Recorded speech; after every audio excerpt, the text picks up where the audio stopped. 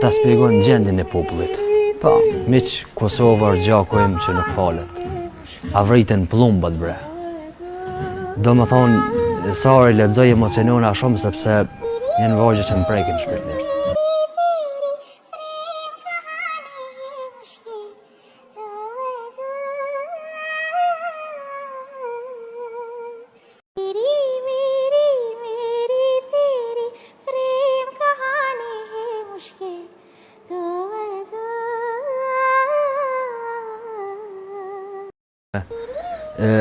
Shumicën e krijimeve, 80% jenë bazuar në ngjarje të vërteta.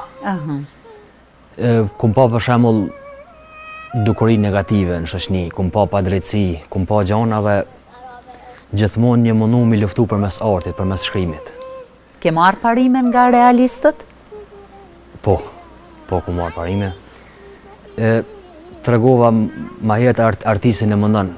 E mundojnë gjonat e këqija, e mundojnë antivlerat, edhe nëse sheni padrejtësi dikun, me njëherë është ajo që e brejnë shpirtërisht, sepse artisti ka botën e ndihshme. Më trego, ju jeni edhe me profesion psikolog. Si keni ndërlidh këto dy profesionin edhe pasionin? Si a keni bashkëdyzu këto dyja bashkë që me arrit me nxjerrë më të mirën e mundshme? Edhe atë ka shërby psikologjia në varg?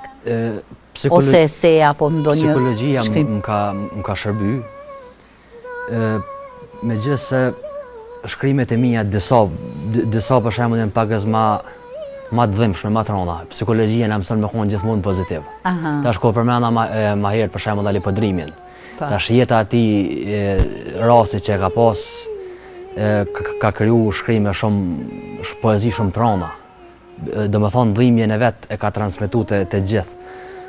Tash normalisht dhimbja e atij dallon pe dhimbje të tjera, po edhe ne kam pas për shembull raste që jam zhgënyer në jetë edhe e ki shpreh në varg. E kom shpreh në varg, megjithëse psikologjia gjithmonë na mëson për me qenë pozitiv, për me tregu mas mirë lidhjen e psikologjisë me letërsinë është ky libër, që edhe pse ka zhgënim, ka patos, ka domethënë ka shkrime shumë sfilitse, ashtu më thonë, prap mesazhi, po lutem.